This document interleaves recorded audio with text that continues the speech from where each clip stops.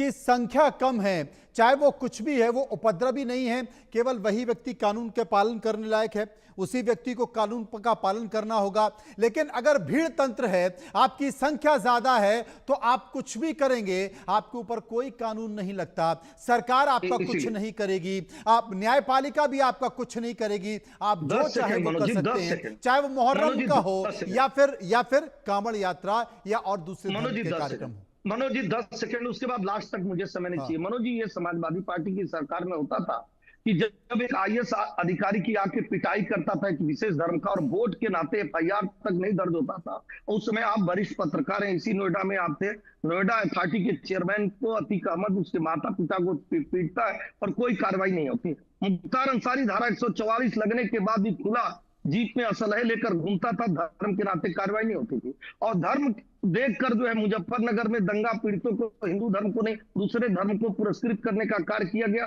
ये सब लोगों ने देखा कि एक सीओ के राइफल और स्टेन गन अगर वो पकड़ता है मुख्तार अंसारी का, तो उसको नौकरी से भी हाथ गंवाना पड़ता है। ये धर्म देखकर कार्रवाई समाजवादी पार्टी की सरकार में होती है। मैं आश्वस्त करता हूँ आपके जिम्मेदार चैनल पर कि पूज्य योगी आदित्यनाथ जी के सरकार में अगर माइक उतरता है तो सबसे पहले माइक उस गोरखपुर के उस मंदिर का उतरता है जहां के वो मानते हैं, जहां के पूज्य योगी आदित्यनाथ जी मानते हैं, और तब जाकर ये मैसेज देने का कार्य किया जाता है।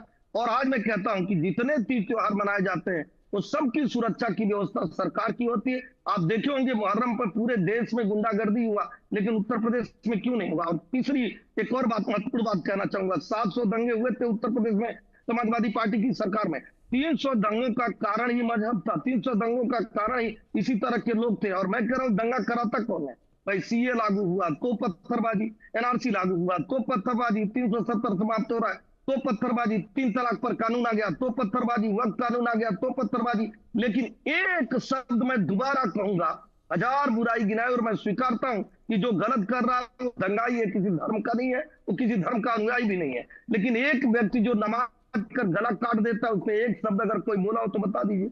जो व्यक्ति धार्मिक जुलूस में निकलता है और पुलिस गाड़ियां जला देता है, उस पर एक शब्द समाजवादी पार्टी कही हो तो ये दो तरफा रवैया क्यों अपनाया जाता है? मैं कह तो रहा हूं कि उदंड मतलब उदंड, चाहे किसी भी धर्म का। मैं कह रहा हूं कि कार्रवाई मतलब कार्रवाई होनी चाहिए। चौथी बात कहूंगा, ये सालार मसूद गाजी कौन था भाई?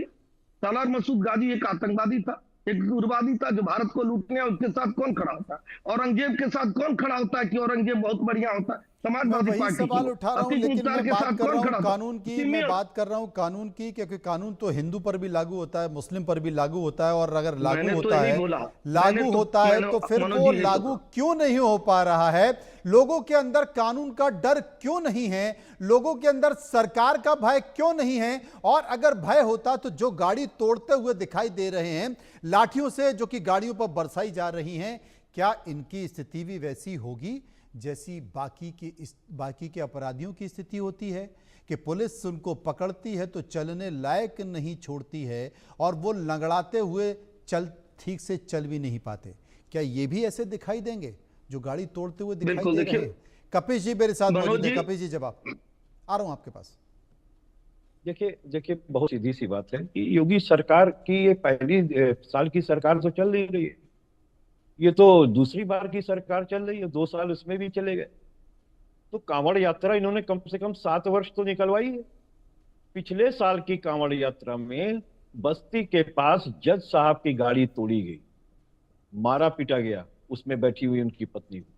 मैं पूछ रहा हूं जरा बता दें मित्र कि उसमें कौन सी एफआईआर दर्ज हुई थी और कहां उनको सजा दे दी गई कि नहीं दे दी गई?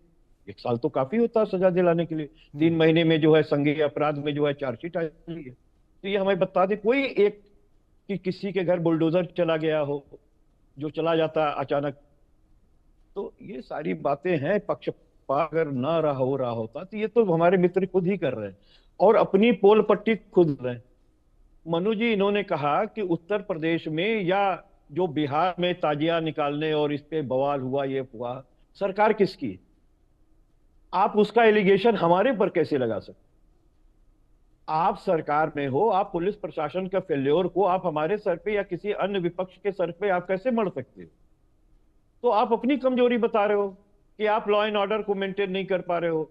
आप चूंकि केवल एक पक्षपाती पूर्ण रवैया अख्तियार कर रहे हैं, इसलिए लोगों के जज्बे बढ़ जाते हैं। तो हमें आप बताओ ना कि आपने ताजिया वाले निकलने पे लातों के भूत बातों से नहीं मानते हैं, तो हमारे माननीय मुख्यमंत्री जी क्यों नहीं कह रहे हैं कि लातों के भूत बातों से नहीं मानते हैं?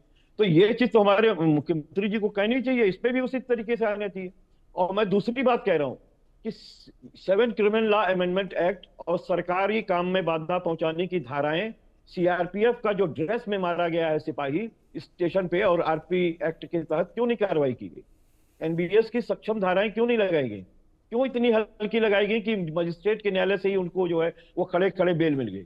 और जब इस तरह के दृश्य, इस तरीके की दृश्य धार्मिक उसमें आएगा, तो आप मुझे बता दीजिए कौन आदमी इसको सराहेगा और कौन क्या कहेगा? कभी दूसरों के भी जुलूस में जरा इस तरीके का आस्था का जरा बवंडर दिखा दीजिएगा कि जिसमें जो है वो लगभग नग्नता का प्रदर्शन हो रहा हो।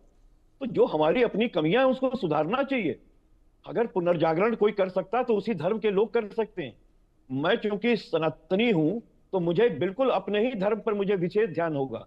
बाकी अगर कोई क्रिमिनल एक्ट कर रहा है, चाहे वो हिंदू करे, मुसलमान करे, सिख करे, ईसाई करे, न्याय यही है कि उसको सक्षम धाराओं में बकायदा जो है वो न्यायालय के समक्ष प्रस्तुत करके अच्छी गवाहियां पेश करा करके और फास्ट ट्रैक कोर्ट स्थापित करके उनको सजा दी जाए। वो योगी सरकार से नहीं हो रही। आखिर लगातार 7 साल उत्पात चला है। ऐसा नहीं है कि कोई भी कांवड़ यात्रा में कुछ उत्पाती ना रहे हो। कुछ उत्पाती तो हर धर्म में है और हर जुलूस में होते हैं। तो मुझे आप बता दो कि उनके ऊपर आपने कौन सी कार्रवाई की? ये बड़ा सवाल है कि ये बिल्कुल सही बात आपने कही है कि कांवड़ यात्रा में जितने भी लोग हैं वो इस मंशा से नहीं जाते हैं। कुछ चंद मुट्ठी भर लोग होंगे जिनकी ये मंशा होती है और उनकी वो मंशा होती है, तो इस तरह की तस्वीरें आती हैं। चाहे वो उज्जैन का जिक्र एसएन सिंह कर रहे थे, या फिर ये जो गाड़ियों को तोड़ते फोड़ते, या फिर कपिश जी बता रहे थे कि जज साहब की गाड़ी पे पिछली बार बस्ती में हमला किया गया, कुछ लोग होते हैं। लेकिन सवाल मेरा वही है, यहाँ सवाल हिंदू मुस्लिम का नहीं है, या हिंदुओं के धर्म का या मुस्लिम के धर्म का नहीं है। डर क्यों नहीं लगता है? मनोज जी, मैं इधर उधर जाने नहीं दूंगा कपिल श्रीवास्तव को। मैं दोबारा पूछा था, फिर तीसरी बार आपने मौका दिया, फिर पूछ रहा हूं। मैंने कहा हजारों बुराई आपने दिखाया, लेकिन जिस तरह से एसटीएफ संघ सवाल उठाते हैं, कहते हैं कि वो सारे गुंडे हैं, मवाली हैं, आतंकवादी हैं, दूसरे धर्म पे मैं पूरा समय इनको दीजिए और पूछिए, एक बार भी समाजवादी पार्टी के नेता अगर कहे होंगे ताजिया में जिसने चाकुओं से गोदा, जो रामपुर में, कानपुर में, बरेली में, बदायूं में, बुलंदशहर में दुकानों को लूटा, मनु भाई ये दोबारा बात कर रहे हैं। नहीं एसएन सिंह साहब, एसएन सिंह जी मैं ये कह रहा हूं, एसएन सिंह जी ये जो गाड़ी में आपके सामने तस्वीर बनी हुई है, जिस गाड़ी में लाठियों से गाड़ी को तोड़ा जा रहा है, अगर गाड़ी में 4 लड़के बैठे होते और उनका खून उबाल खा गया होता तो फिर क्या स्थिति होती? और ईश्वर ना करे वो किसी दूसरे धर्म के होते तो क्या